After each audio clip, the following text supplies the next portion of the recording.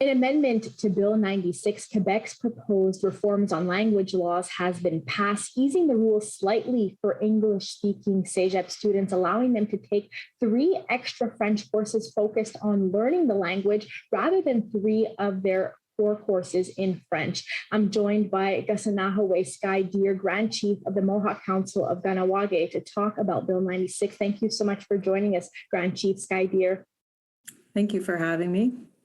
What do you think of the amendment, and why have you and other leaders in the Indigenous community been calling for an exemption from Bill 96? Well, I think it's important to highlight that although an amendment for students, Anglophone students, which, our kids here from Kahnawake would fall under, as English is our second language, it's still a requirement that, is going to cause some undue stress.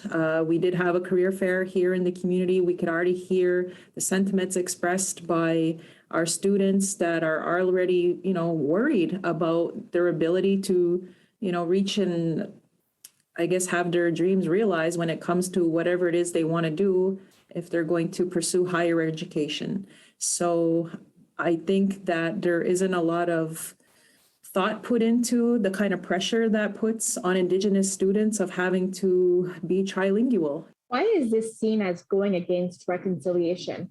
We've been our own nation long before European settlers came here. So there's like a lack of recognition of our own governance, of our own laws, of our own language, of our own culture that we feel is just important to be protected.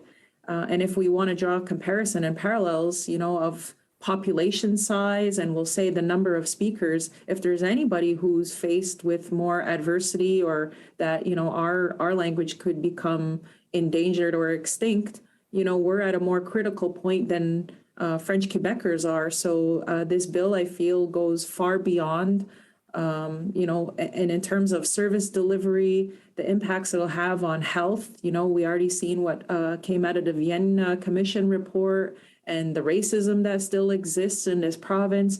We could only see the writing on the wall that things are just going to get worse. For I'll say English-speaking Indigenous people and Anglophones, it's very divisive. On Wednesday, Premier Legault said that they're open for discussions with the Indigenous community. What is your message to the government before they vote to pass Bill 96? I think it's imperative that they hear from us. We need to meet. They need to hear our concerns and why we're looking for this exemption.